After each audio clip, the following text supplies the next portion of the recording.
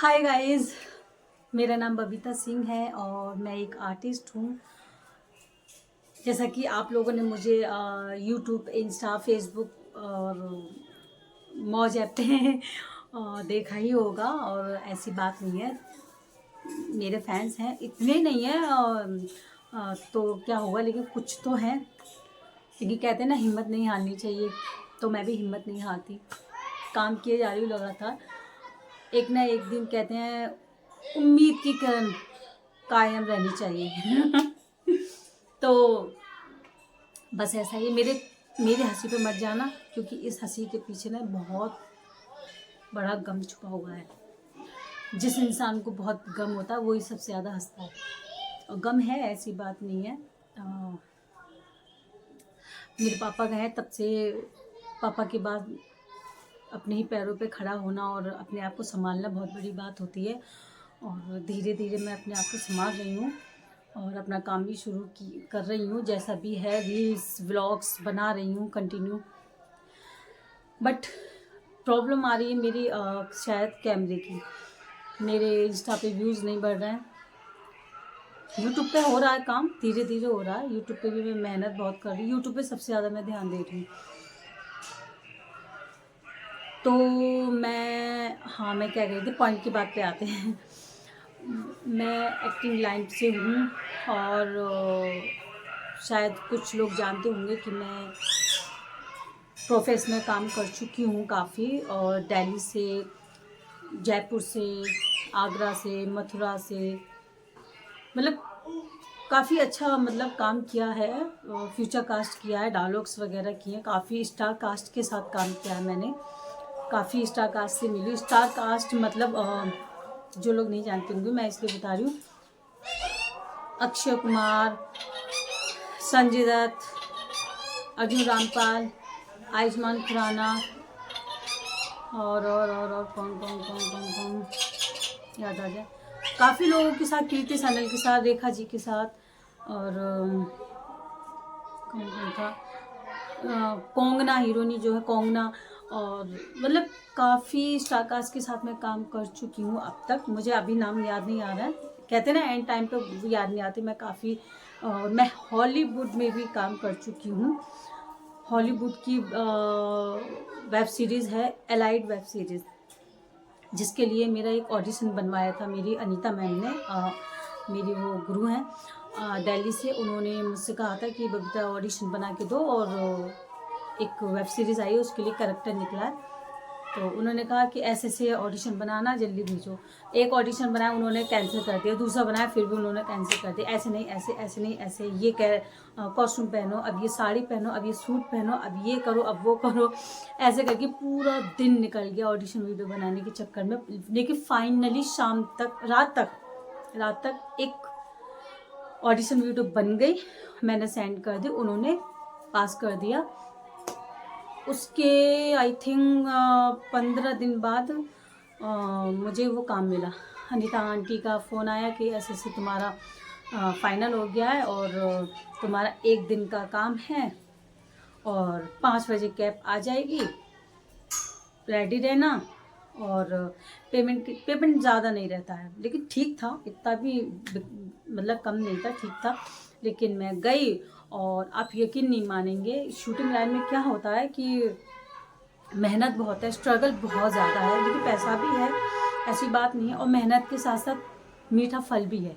कहने का मतलब ये है कि जैसे आप कहना कि मैं 5 बजे गई सुबह, अर्ली मॉर्निंग, वैनिटी वैन मिली थी मुझे। वैनिटी वैन पहली बार नहीं मिली मुझे, हमेशा मिली है फ्यूचर कास्ट में। वैनिटी वैन मिली। वैनिटी वैन में 5 बजे से लेके रात के 8 बजे तक आराम से सोती रही, बैठी रही, मोबाइल चलाती रही, खाती रही। नए नए आइटम आते रहे, कभी नाश्ता आ रहा है, कभी खाना आ रहा है, कभी कुछ आ रहा है, कभी अपना फास्ट फूड आ रहा है। नई सीन लगा, मैं कह रही थी कि यार ठीक है, काम होता है, पूरे दिन लगता है, लेकिन 1 घंटे का काम होता है, लेकिन इसका तो नंबर मेरा आ ही नहीं रहा है, होगा या नहीं होगा। मेरे दिल में धक धक धक हो रही थी। लेकिन 9 बजे, 8:30, 9 बजे के बाद मेरा नाम बुलाया गया कि बबीता सिंह को लाया जाए। बबीता सिंह तुम ही हो? मैंने कहा जी। कि चलो तुम्हारा रोल है। जब मैं गई थी, और ये मेरा शूट लगा था नोएडा के अंदर वाइट हाउस में, एलाइट वेब सीरीज़ हॉलीवुड की। तो वहाँ मेरा ज़्यादा से ज़्यादा मान लो 15 मिनट नहीं लगे, 15 मिनट में ही फ्री हो गई थी।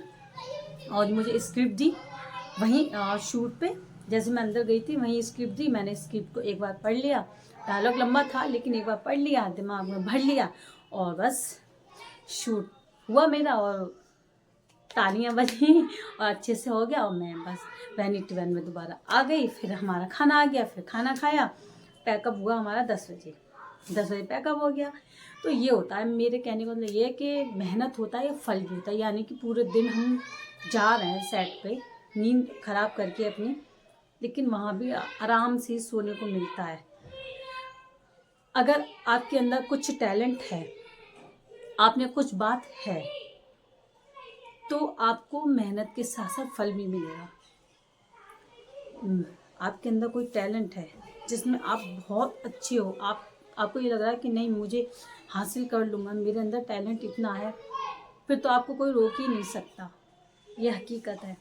मेरी प्रॉब्लम अलग थी, क्योंकि घर बैठे तो आपको काम कोई देगा नहीं, घर बैठे तो कोई काम लेके आएगा नहीं, आपको खुद जाना पड़ेगा। हमें प्यास लगी तो हम कुएं के पास खुद जाएंगे, कुआं हमारे पास नहीं आएगा। तो मेरा मतलब प्रॉब्लम ये थी कि मैं घर से निकल नहीं पाई जब से मेरे पापा गए। हाँ, उससे पहले धीरे धीरे मैंने इतनी मेहनत की थी कि वो मुकाम हासिल किया। उस मुकाम पे आके मुझे ऐसा लग रहा था कि अब बस बबीता, अब मुझे बेटर से बेटर काम मिलेगा, जहाँ लोग मुझे पहचानना शुरू करेंगे। मुझे लगा था, मुझे क्या, हर कोई कहता था बबीता तुम्हारी एक्टिंग बहुत अच्छी है, तुम आगे तक जाओगी। मुझे बहुत खुशी होती थी सुनकर, और मुझे अपनी एक्टिंग पे भी भरोसा था। लेकिन कहते हैं ना कि जो होता है नसीब में मिलता है, सॉरी, जो नसीब में मिलता है वही, जो नसीब में लिखा होता है वही मिलता है। देखिए, अभी भी मैं हार नहीं मान रही हूँ, उम्मीद की किरण कायम है। अभी मैं अपने घर अलीगढ़ ही हूँ, और तैयारी अपनी रिहर्सल करती रहती हूँ। कुछ लोग नहीं जानते होंगे मैंने इस एक्टिंग के लिए मैंने क्या कुछ खोया। इस एक्टिंग के लिए मैंने MBA करना चाहती थी, BA करके ही रह गई। मैंने पढ़ाई भी कंप्लीट नहीं की। मैं सरकारी नौकरी करना चाहती थी, कुछ और भी बनना चाहती थी, अपने मम्मी पापा का नाम रोशन करना चाहती थी। लेकिन ये एक्टिंग का कीड़ा मेरे अंदर शुरू से था, इसमें भी मैं अपना नाम कमाना चाहती थी। ये भी एक आपका सपना है, एक मुकाम है। अगर आप इसमें सफल हो गए तो इसमें भी बहुत अच्छे से नाम है, इज्जत से। तो मेरी मम्मी ने भी मेरा बहुत सपोर्ट किया, मेरा साथ दिया कि हाँ मेरी बेटी टीवी पे आएगी। को फिल्म छोड़ो, मैं तो यही सोचती थी सीरियल में भी मुझे छोटा सा रोल मिल जाए, वो भी बहुत है मेरे लिए। घर से सेटअप से घर, मम्मी ने साथ दिया। मम्मी भी सोचती थी कि मेरी बेटी आएगी टीवी पे देखूंगी। लेकिन अभी मैं थोड़ा और अपने आप को टाइम दे रही हूँ इस लाइन में, 1 साल। अगर 1 साल में कुछ होता है तो ठीक, वरना मैं इस लाइन को छोड़ दूँगी। तो फिलहाल ये है कि बस थोड़ी सी आपसे बात करनी थी बस। और मैं बस, जो लोग एक्टिंग की लाइन से हैं और जो हार मान जाते हैं, मैं उनसे यही कहूँगी कि बस आप अपने आप पे भरोसा रखें, हार ना मानें। आपके अंदर एक्टिंग है, जज्बा है, जुनून है, उसको कायम रखें। और इस एक्टिंग के लिए ना एक ही जगह है, मुंबई जाओ, मुंबई जाके अपनी किस्मत को आजमाओ, वहीं जाके ट्राई करो। मैं ज़्यादा बड़ी बात नहीं करी, मैं अभी तक मुंबई नहीं गई, मैंने अभी कदम तक नहीं रखा मुंबई। हालांकि बहुत बार प्लान हुए मुंबई जाने के, और मेरा कांटेक्ट भी है मुंबई, जो कहते थे ये काम है वो काम है, अब आना तब आना। फिर फाइनली सबने मना, फ़ोन करना मैसेज करना बंद कर दिया कि ये लड़की दिल्ली ही काम करना चाहती है, ये मुंबई नहीं आएगी। ये होता है सडनली शूट मिलता है, सडनली काम आता है, तो हम वहाँ हैं तो मिल गया, नहीं है तो कोई बात नहीं। तो ये है इस लाइन का। लेकिन मैं अभी कर रही हूँ मेहनत, देखती हूँ। अभी दिल्ली से ही देख रही हूँ मैं, अभी एक ऑडिशन की तैयारी कर रही हूँ मैं दिल्ली के लिए। वहाँ अगर मेरा काम होता है तो मैं देखूँगी मुंबई। क्या है ना कि इंसान जब अपने घर गृहस्थी में, परिवार में, जिम्मेदारियों में फंस जाए तो वो इंसान निकल नहीं पाता, बहुत मुश्किल होता है। हालांकि मेरे लिए अब आसान है घर से निकलना, कोई प्रॉब्लम नहीं है। बट मेरे जो छोटे छोटे बच्चे हैं, बच्चे यानी मेरी कैटी, मेरा अक्कू, मेरा नंगा, मेरा मिट्ठू लाला और मेरी जैक और मेरी रोज़, ये सारे मेरे बच्चे हैं। कैटी यानी डॉगी फीमेल, 3 मिट्ठू हैं जिनके नाम है अक्कू, नंगा, मिट्ठू लाला, ठीक है। और 2 कबूतर हैं मेल फीमेल, ये हैं मेरे बच्चे जिनकी जिम्मेदारी मेरे ऊपर है। अगर मैं ना होंगी तो कोई पानी भी नहीं देगा मेरे बच्चों को, कोई खाने को भी नहीं देगा, ये है प्रॉब्लम। और ये इनको मेरी आदत लगी हुई है, मैं दिखती रहूँगी तो ठीक है, मैं दिखना बंद हुई तो कहाँ मचाना शुरू कर देते हैं, ये है इनका। तो गाइस बस यही है। और मेरा अगर आप लोगों को ऑडिशन वीडियो पसंद आए तो प्लीज़ लाइक, शेयर, कमेंट और मेरे चैनल को सब्सक्राइब ज़रूर कर लेना, ठीक है। और क्या कह रही थी मैं, चलो आगे फिर जल्दी मिलूँगी। फ़िलहाल इतनी बात बहुत है।